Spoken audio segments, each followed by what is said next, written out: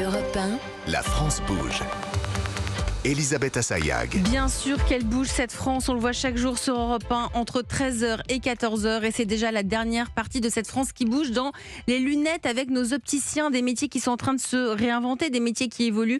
On en parle avec Franck Chastanet, alors lui c'est pour l'audition, cofondateur de SonUp, avec Nathalie Blanc, fondatrice de la maison Nathalie Blanc, et Benoît Jobert, le directeur général du groupement Optique 2000. Justement, Benoît Jobert, Nathalie Blanc l'évoquait, on a un vrai problème de main d'œuvre aujourd'hui en France pour fabriquer nos lunettes.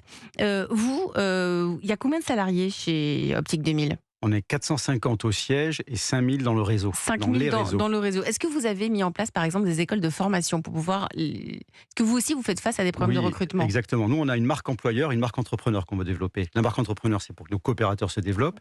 Et la marque employeur, c'est pour que les gens viennent chez nous, les talents viennent chez nous. Et donc, on a des formations adaptées aux opticiens, aux vendeurs, aux audioprothésistes, qu'on essaie de valoriser partout dans les écoles pour justement faire venir les gens à nous. Pour faire venir... Et c'est un métier qui commence à être un peu plus attractif, c'est-à-dire que on y revient petit à petit. Exactement. Depuis le Covid. Le Covid a aidé et l'opticien avant, le jeune qui sortait d'une école pouvait se dire je vais aller chez un magasin d'optique, je vais avoir de la paperasse, je vais avoir des mutuelles, etc.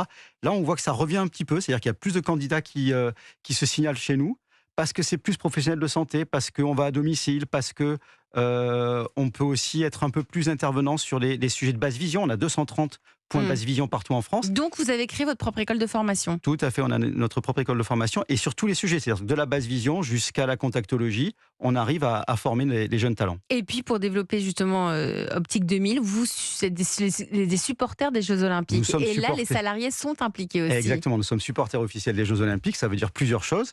On organise des journées olympiques chez nous, on fait faire du sport aux gens.